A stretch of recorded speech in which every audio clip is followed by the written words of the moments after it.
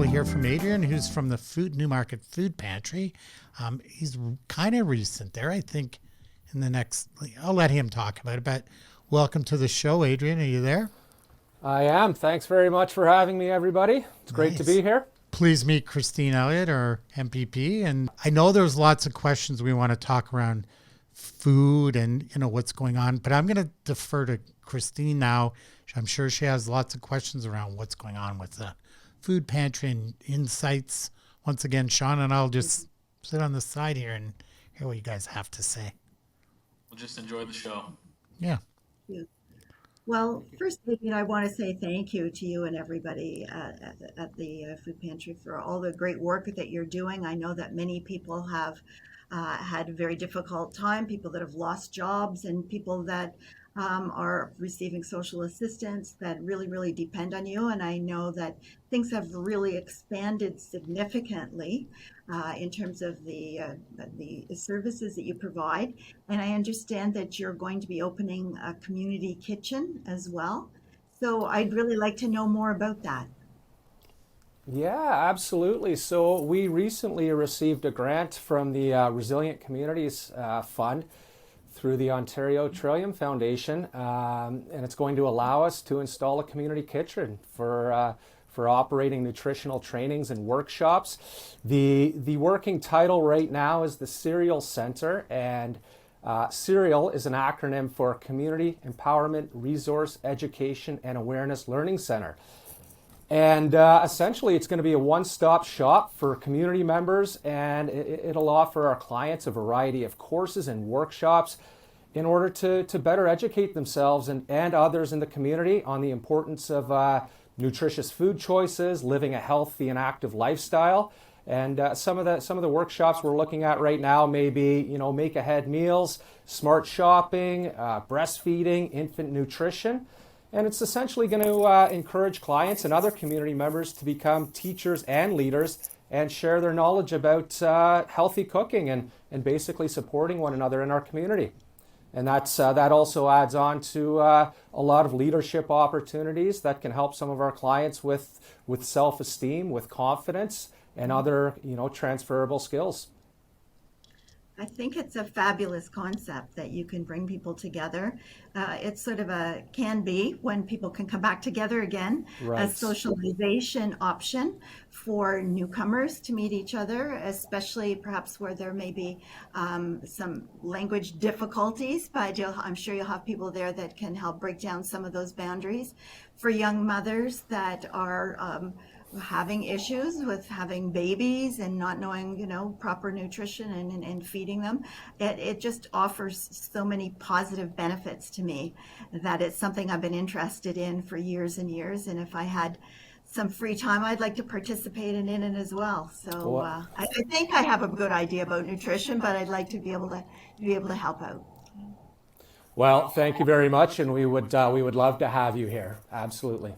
That's good. Like, I think Sean and I'll sign up for some of your courses, Christine. If you're going to get in there and be doing some stuff, we can help you with the stream. I know it's funding is an initiative. I know when COVID first hit, we were all, certainly as a company around Snap, we were like, we don't really know what's about to happen. And we utilized some of our technology, but it was really, I remember having the conversation saying, what's going to happen with like food banks and food pantries? There's going to be a demand for that, and blood donor clinics and all sort of those essential services that are going to really be impacted. Has it been a challenge around funding, Adrian? Like, have you found the community's been really good, and I don't, you probably don't judge your organization on a good year, bad year scenario, but, if you were to describe the funding and donations and shelters and all those kind of things that are in your space, what sort of would be your comment to that?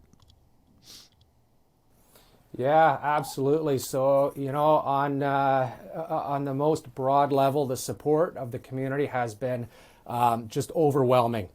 From some of the food drives that have happened, from the monetary donations, basically just everybody coming together, the generosity, the support, and just accepting our call to action and responding. So, just a couple of big events we had last year, obviously with fundraising kind of taking a back seat, and we're looking more to innovative fundraising. We still were able to hold a couple events. We had a Buzzing for Bellies campaign with Andrea McTavish, and I know some people refer to her as Bubba, and she's a sister of one of our board member, Julianne, and she shaved off all her head in support of the food pantry, and that raised over $13,000. We were able to still hold our annual Jingle Bell Blitz hosted by Valley View Alliance Church, and that brought in 3,500 pounds of food. We were still able to do our Thanksgiving and Christmas turkey drives, and we were able to give out 600 full turkey dinners to our community. We had our holiday food drives. They were able to bring in over 6,000 pounds of food, and in December alone, we brought in over 70,000 pounds of food. So it truly has been overwhelming with the monetary donations and the food donations, and just how our community has stepped up from small businesses like Rob's to large corporations to associations to Newmarket Minor Hockey to our schools. Just everybody involved has been so gracious. And I think government too, has, a lot of programs like social services relief funds and things like that. I mean, Christine can talk to more about that kind of thing. But I have as a general commentary around COVID, like going in, I think when you're in a community like a Newmarket and Aurora, there is that sense of connectivity all the time anyway. But for me, I think when we come on the other side of COVID, if that's an expression, we're going to be all so much closer. I already feel closer to people. You mentioned Julianne Goyette.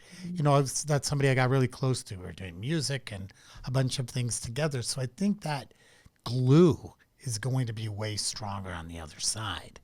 And, it's negative and there's lots of bad things. I think that would be one positive I would say we have is the other side where we respect each other more, and maybe we're not as angry on the Don Valley Parkway or whatever it is, and those kind And of collaborating more, right? And supporting everyone. Yeah, we're collaborating, and we're talking with government like on a first name basis on how we can get to the other side and what are things we can do together and what programs are going on. Is there other programs that make sense, Christine, that maybe you know of that Adrian, I'm sure Adrian seems like a smart guy. Maybe Sean and I could learn about. Well, I'm sure that Adrian is very well aware of the programs with respect to food security and those issues. They are very, very important. They always have been, but especially right now.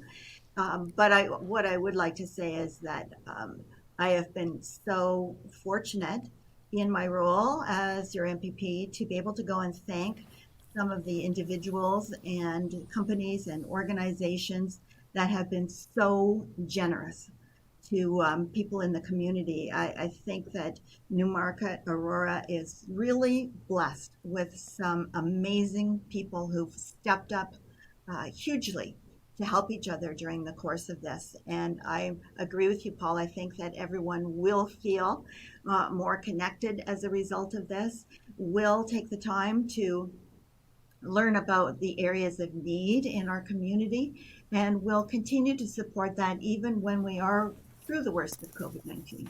Yeah, that's great. I really think so. What do you think, Sean? You feeling that in Aurora too? I'm feeling it too. Yeah, I think people are supporting each other a lot better and collaborating and connecting digitally, which I think even today is a great example. We may not have connected if all this hadn't gone on, but here we are, and we're connecting virtually and doing a podcast talking about all the amazing stuff that's going on through the times that we're in. So. And I think I like the fact that we're learning stuff, right? Like, I'm always thirsting for information, and, I had no idea, Adrian, all the scope of everything, just you talking about today on the things you're up to, and like propelling into the future and education and all those things for me make total sense. And yet I thought of you up until a half an hour ago as a food pantry, and I'd make a donation or drop off food to, or perhaps fundraise for. But yeah, so I'm really impressed with what you've got going on there too. So congrats And to just you. to give, Go ahead. the pause. Yeah, just to give you a little greater scope on that and to echo some of the other comments, I mean, we served over 5,600 households in 2020, 17,000 individuals. We purchased over 100,000 pounds of food and distributed over 520,000 pounds of food. So just to give you a picture of that, that's the size of an A380 Airbus. So that's what we've distributed out into the community, just in terms of scope. And just to echo the other comments, it's just the resilience of the community it's already showing. So we spoke about the associations, but the backbone is our volunteers. None of this is possible without our volunteers coming in every single day. And some 3, 4, 5 times a week, spending a couple hours in here. It's so overwhelming and gratifying to see their commitment to the community as well. Yes, volunteers really are gold to any organization. You can't do it without volunteers, and people don't do it because they want to be thanked. They just want to help. They want to help make a difference because they care about other people. And I know you have some people who have been with the food pantry for many, many years, and they help you to do this huge mission, because organizing and getting all of that food out to the door to the right people is an enormous task, especially when you have perishable dates and you don't want anything to go to waste. That is a huge job. So please thank you, and please thank all of your volunteers and everybody that works with you. I will, for sure, and thank you very much for all that you do as well. Of course, you can always find information on websites and government websites around grants and programs and things like that. So we want to encourage our listeners to engage from that capacity. But I think we're going to wrap it up, and we want to, be cognizant of your time, Christine, and yours as well, Adrian.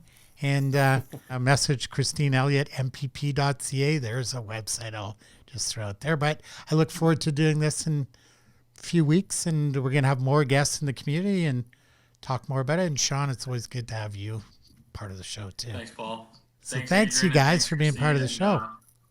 Thanks. For Rob as well. Yeah. And like Rob, let's all wave for Rob because he started the show. Thank He you didn't very talk, much. he waved. Thank you, MPP Elliott. Yeah. Thanks, everyone. Thank you. Yeah.